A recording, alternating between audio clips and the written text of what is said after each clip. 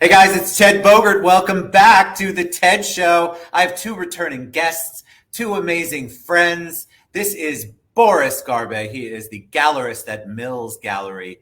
Gallery is absolutely beautiful. It's in the Mills 50 area here in Orlando. He's a talented advocate. I'll let him use all the adjectives for himself and adverbs and all that good stuff. But Boris is a dear friend and he believes and loves our community. And I also have with me another dear friend, Juan Pablo Santa Luna. Juan is a community unifier. He is currently working with the Orlando Philharmonic, but he's doing so much more. And today we're going to talk about being a community unifier, being a community advocate, and Juan's new show, which is A Conversation With, co-produced by the one and only Boris Garbe. So welcome to both of you. It's so weird to not look at you. We have to look ahead for the camera. How are you today? Good? I'm good. We are doing great. You are good. We should have had one of those blooper reels for before we went live because, wow, the conversation has been powerful and important. Always. And funny. Yeah. Because we have a lot to say. All three of us are really big about giving back to our community, and they both do it in such a beautiful way, a very public way. And so it's an honor to have them on the show. All right. So before we get started, for those people who might be under a rock, we'll start with you, Boris. We'll save the best for last. I had to throw that in there, Juan. Boris, tell them a little bit about you. I started, I've been here in Central Florida since 1979. I was a teacher, I was a realtor, I was really many professions until I entered the art world and I became a gallerist. A gallerist is a person who runs a gallery. That's the real title. I'm not a curator in the sense that I don't have that education and that experience, but I own a gallery now. I do work with real galleries, curators, including Jennifer McInnes-Coolidge, who's also kind of his boss in a way, but so she of course has almost 30 years experience in the business. So Mills is run by professionals, but I am a gallerist. I'm kind of the person who put it together. And the great joy that I have, and this is true, is that I've been able to use my platform and my many opportunities to allow other people to find themselves and to find their way. I agree with that 100%. And we were just discussing earlier in the pre-interview how it's your fault because you're the one who said to me, you need to start. You can say mentoring, encouraging. You're an encourager. An encourager, right? It's always my fault. And that's that, and right. So always my fault. Well, if you have not checked out Mills Gallery, you are missing out. They have a launch this week. We just had Christy Lee on from Christy Lee Art, the feminine, raw and vulnerable, I believe. So that is November 3rd, Friday. Yes. Friday. So that kicks off. It's the opening. It's her solo exposition. All right. Without further ado, we have the very handsome Juan Pablo Santa Luna. He is here. So tell us a little bit about you, Juan. Well, Ted, it is always a pleasure for me to be here. You were one of the first persons here in Orlando that really believe in all this craziness of unifying a whole community, especially the Hispanic one. So thank you for having us here. It is a pleasure. So I am Juan Pablo Santa Luna. Before I start, I want to add something to what Boris said. And Mills Gallery is not just an art gallery. It was award as the best art gallery in town by Orlando Magazine. So and we have proof of that. And so it's not just a gallery; it's just a place to gather and where relevant people come to get together to move the progress of Orlando forward. Yes. So I am part of the Orlando Philharmonic Orchestra. I am a philanthropist and cultural ambassador. So what I do is I bring new investors, donors to believe in the power of transformation of music. So I'm in the business of changing lives also. So I bring people to invest in the arts and culture, but I also promote kind of give a better understanding of what classical music means for my Hispanic community and also for the minorities. And it helps as a connector with the American community. So it's a very challenging job, but I really love it. So yeah, that's pretty It's much you. what I've been doing. You have a passion, both of you do, for helping people and being an advocate for people, encouraging people, unifying people. I love all those words. I sit here and I don't really have a reason to be, but I'm so proud of you and what you've accomplished and the impact that you have made in Central Florida.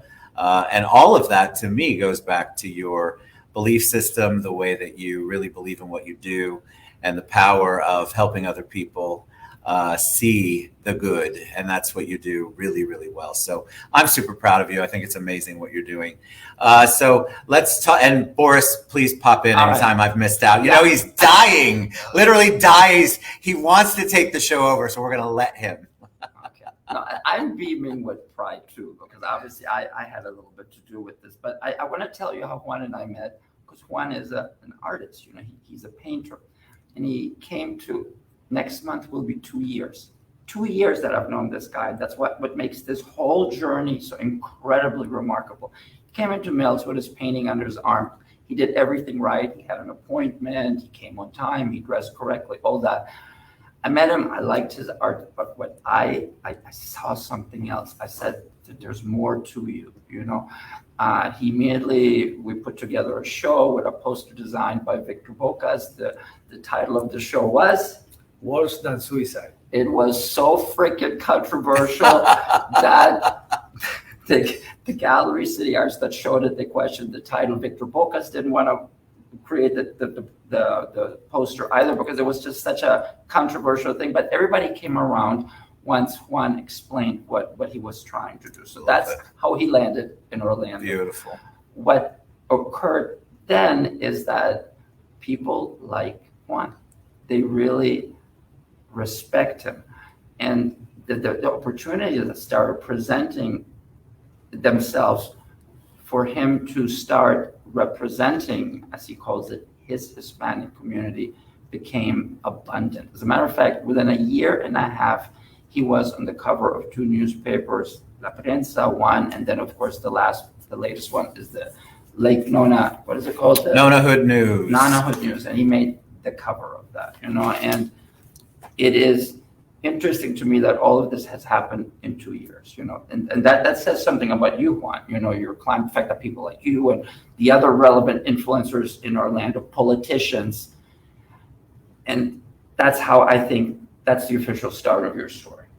Well, I want to add something to that, and it is that I believe that just teamwork makes like something better every time. And I mean, through Mills Gallery and through your lead, you know, like you build all this cool place where people can go there and talk about life and about getting better and about moving the progress forward. So I think that you have a role as an educator also, and you have some source of knowledge that you want to pass, because that's the way that we live a legacy. So I believe that is part of a team, and without all these moving parts, like they are necessary to all this to work, it is not possible. So yeah, that's Thank you, and thanks to Boris. And I mean that, because I think one of the reasons why we connected, and before we went live, I was talking about this with you. You just have this. You can tell when you can tell that you have a passion, that you're real and authentic and vulnerable, and you're not afraid to speak what's in your heart and on your mind. And I think that is such a beautiful gift. And what you're doing is, as you are spreading that love out there and spotlight, people are drawn to you. And so they're going to be drawn to anything that you affiliate with, like the Orlando Philharmonic. People want to know more about Juan and what makes him tick and why he is the way he is, and why it is so easy to have a conversation with you, and why it's so wonderful to hear you talk about your passion for community unifying and advocacy. So just big kudos to you. And I know this has been a big kudo fest, but I think it's very important to understand what he's working on and what he's working towards. So is it okay, Boris, if we start talking about a conversation with. Right, but may I say one more thing? That's why I asked, y'all. That's why I asked. I think what's really interesting is that how would you define what you're doing? You're trying to bring the communities together. Well, there is a big gap here between American community and Hispanic community, and also the minorities. So I saw that opportunity, and I started just talking to people and find out that community unifier is needed to unify diverse community with diverse background, diverse manners, diverse. So a community unifier is like what. And so what Juan is doing now has been attempted before by many wonderful people, but for some reason it's working for Juan. You know, like Juan has now met with the ambassador of Colombia. We're now just one step away from the president. And, you know, Juan, I do hope you talk about your dream about with the galleries, the international. Yeah, I mean, we are in times that we need to make relevant decisions, and sometimes we have to disrupt ourselves in order not to be disrupted by somebody else. So the Colombian government is putting a lot of effort on bringing Colombians together here in the country, and then trying to find the right connector to the country, I mean Colombia and the United States. So I believe that arts and culture is the only way to do it, because we talk about religions, they unify some, just a portion, politics unify a portion, but when we talk about music, art, we can get all together around. So I found out that that's the right connector. It's been working great. So people are listening, and one of my biggest dreams is to unify arts and culture from Colombia and Orlando, and to do this interchange of the best art galleries from there, bring them here. So do collaborations and to show that it is possible to bring something magnificent and new. So I'm attempting to do that with Mills, bringing like the top galleries. And when I talk about top, I mean not the best art, but the best people inside, you know, the people that really take care of their artists, educate them, take the time to prepare to do a great exhibition. Those type of galleries, not the the most renowned out there because they sell like masterpieces from all times. No, it's just we'll take them. Yeah. Okay. Yeah. Sure. So the idea is to bring relevant people with relevant art galleries, just to keep moving. Yeah. I love it. Okay, now we can talk about our conversation. Thank you. I like my director. I can take direction. I'm good. All right. So when you brought this to me, a conversation with, I thought, all right, this is good. We need this. We need to continue to have conversations. Actually, that comes up a lot. You probably heard that terminology. We have to have a conversation about this. We have to have a conversation about that. I love the concept of this. The simplicity. It's simple, but it's powerful. Because without the conversation, we can't make the progress that Juan's talking about. We have to continue to have that open dialogue. So tell me about the impetus. How did this come to be, Juan? How did the conversation come to be? You want me to be honest? Absolutely. It came from a source of inspiration, and that's you. Because what you do, bringing people together, gave me the idea to maybe put my own flavor and just to bring different conversations. So what I see, how powerful all these shows and conversations are. So I thought about bringing relevant people like politicians, educators, people from the arts and culture, and to talk about what they do, why they do it, and what is the force that moves them to do relevant things, and talking from the human side. You know, sometimes we forget that we are human beings because our jobs, but sometimes it's good to remind, hey, we're still human. So just talk about what moves these leaders in our community to make the decisions that they do. You know, sometimes, I mean, finding the source of our decision-making progress could help us to make better decisions. So bringing all those things alive in a conversation from a different perspective, talking without, like a friendly conversation, maybe with different sets, making feel like we are just having a nice chat. So that was the initial idea, and we have very relevant people in our list.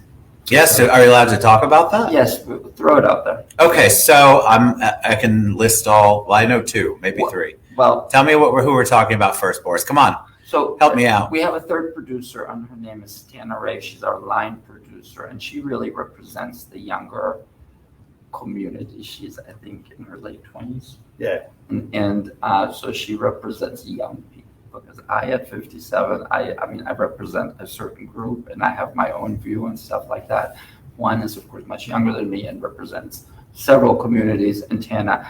So we're hoping that Tana is going to have a conversation with Ana Escamani, and this guy here is going to talk to his friend.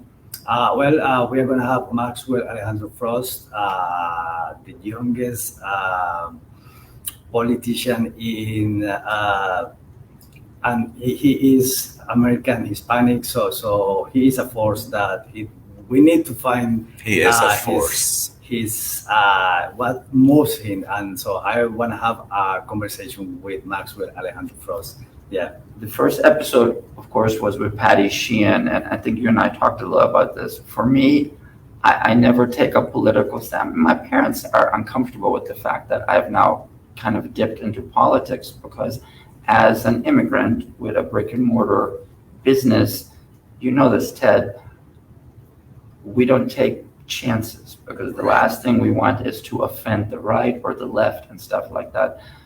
But there are several state bills that have passed, and one of them is State Bill 1580 that allows, it's called the medical conscience, something other, which allows doctors and hospitals, private hospitals, to deny healthcare to openly gay people such as myself. That's why I wanted to talk to Patty Sheehan, an openly gay politician, and find out what she felt about this. So for me personally, I'm so glad that Juan allowed me to have the first conversation with, and that's why for me personally, I'm so invested. I'm nervous about this, because you know that I've never really brought that side out. I'm not hiding that I'm gay. That's never been. Correct. But this is the first time that I'm making myself this vulnerable, and I think that's what's so interesting about this conversation with, you can't have secrets anymore.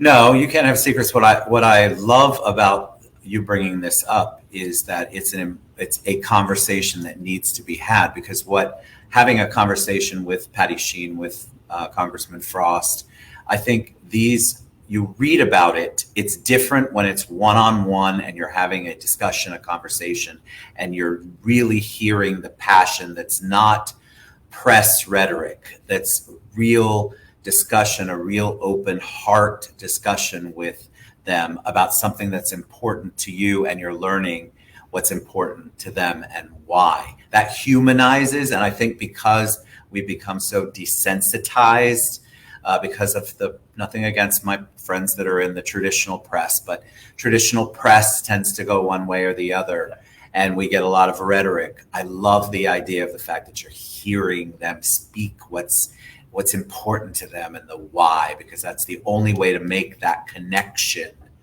Reading, it's one thing. People get all their news primarily from Facebook and social media, and so they're only reading these quick little snippets, and they either believe it or don't, and then they move on to the next one. You all are going to have that conversation with them.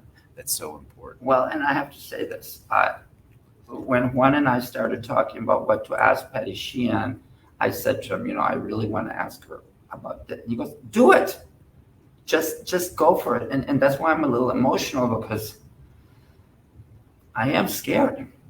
I mean, we live in a time where being openly gay is not okay anymore, and the fact that I could be turned down medical attention because I'm gay it's insane. It's insane. That's the only way. But Juan has his own law that he's battling, Well, which is in regards to immigration.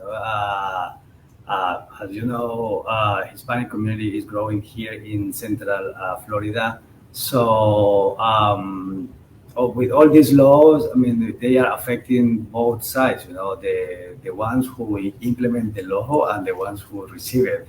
So it doesn't make any sense, and having a conversation, like a really honest conversation about how can we unify. And I heard Congressman Frost saying one day that he would like to hear from the other side also to get the best of it, to focus on the things that we have in common and not in our differences. And it just rang a bell in my head and said, that's the most important thing. Let's talk about what we have in common and how we can move both sides and the progress of this beautiful country. Because if we have no leadership, I mean, this is like we are doing nothing here. So with Congressman Frost, I want to talk about what he thinks about it and how can we maybe use music, how can we use arts and culture just to bring us together and not apart. So I love that. Yeah. Absolutely love that. I think there are people who are open to that, and you're interviewing them, you're having a conversation with them. Sometimes it's difficult to get people to have an open dialogue, but I feel like you are targeting the people, and hopefully they can target other people, because that's what you want to do. You want to be able, the more open conversations you can have, the better, because we have a lot of small-minded, I can say it, I'm not, this is my show, a lot of small-minded people who tend to be screaming the loudest, and so it appears that they're running the world. And I just want to put out a challenge to you all that they're getting things done, like the 2 bills that they're talking about. And so we need to really open up and begin to have these conversations, because rights are being taken away, rights are being challenged, people are hurting because we are not having the conversations, and we're not challenging the people, the small-minded people who are creating these environments for us. And this is the one part where I'm probably going to go on a ledge here. I love the press here in Orlando. I have never had a negative experience with anybody, nobody. But I am surprised, Ted, that the question that I asked Patty Sheehan has not been asked aloud in other media. I'm kind of worried about that's being kind of brushed to the side, and this is too big, I think, to be brushed to the side. I think you have one. I like our local media. Right. So I've not had a bad experience. That's not a challenge, by the way. But I feel like there are some people editorially who are speaking out at our local newspaper and trying to bring some of that to light. And we're blessed in our bubble. We're very blessed in the state of Florida, in our Central Florida bubble, because outside of the bubble looks a lot like the rest of the world right now. And so I'm super thankful to our leadership, our advocates, our unifiers, because I feel like we live in a world where we can talk sense. And so kudos to them, and kudos to our local paper and our local press. No, but also, Ted, please, you're taking a risk too now, because you've always been an ally for the gay community, for the Hispanic community, and all of that is not becoming cool anymore. It's not cool, and that's outrageous that this is happening in this country. It's people outrageous. Are not talking up. We're not allowed to say that we're gay anymore. It's and I can see why my parents are worried. I agree. I actually am worried. That's why I have so much hope in people like Anna and like Maxwell. And I believe that the louder they speak, I'm hoping that more people will see that the truth that they're speaking about things, and Patty Sheehan as well. I mean, she's always been an advocate for the last 20 plus years. So I feel like, though, the reason why some of this stuff has gotten through is because we stopped having the conversation. We just kind of got all fat and happy in things were going well, gays were more accepted, gay marriage, immigration wasn't an issue, wasn't on the forefront. And now all of those things have been either taken away, challenged, or are going to be taken away, a lot of the rights. And I feel like it's so important that we have to continue to have the conversation. And I don't mean to preach, but I'm the oldest in the room. Oh, I'm older than you. I'm older. But I say this to the young community, the young gay community, the young Hispanic community. Please vote. Please vote. It is powerful. It allows for things to happen. It's when Juan and I have talked to many young people, and I think the number one thing that him and I are horrified is that, and maybe this is a Trump effect, that young people just don't vote anymore, and they don't think it matters, and It matters. My life is at stake. Yeah, it does matter. I think it's just important to be educated, informed, have the conversation, whatever your belief system is. If your belief system is about taking away people's rights, we definitely need to have more conversations and more education. So when is it debuting? When is the show debuting? It debuted already. We released it without fanfare for a couple of reasons. One, am I allowed to talk about the directors? We had two friends of his, two Colombian directors who were considered the equivalent of Oscar nominated directors, and Colombia created this project, but they took their name off the project because they were afraid. And that's where we are now, you know. Wow. So when the very same artists who create this are now afraid to, so we decided after talking with my family, with Juan's family, to just release it without fanfare. And we can find it on Facebook. You can find it on Facebook. A conversation with. I hope the media picks this story up because this is very, very important. Agreed. Again, for me, my life is at stake. Agreed. All right. So we're going to go to a conversation with on Facebook. You can find Juan and Boris at the links below. I will make sure that you can find them. And also put a link to a conversation with on my link tree that's scrolling across the bottom there. You gentlemen are an inspiration to me. I hope you know that. I love having these open conversations. I think it's so important, the work that you're doing, the unification efforts that you're making, and the advocacy, because I'm telling you right now, the world is changing. And those of us who have this strong belief that it's moving in a direction that we're not happy with, we really need to stand together. So thank you both so much. I appreciate you guys. Remember, it's Juan Pablo Santa Luna and Boris Garbe. We'll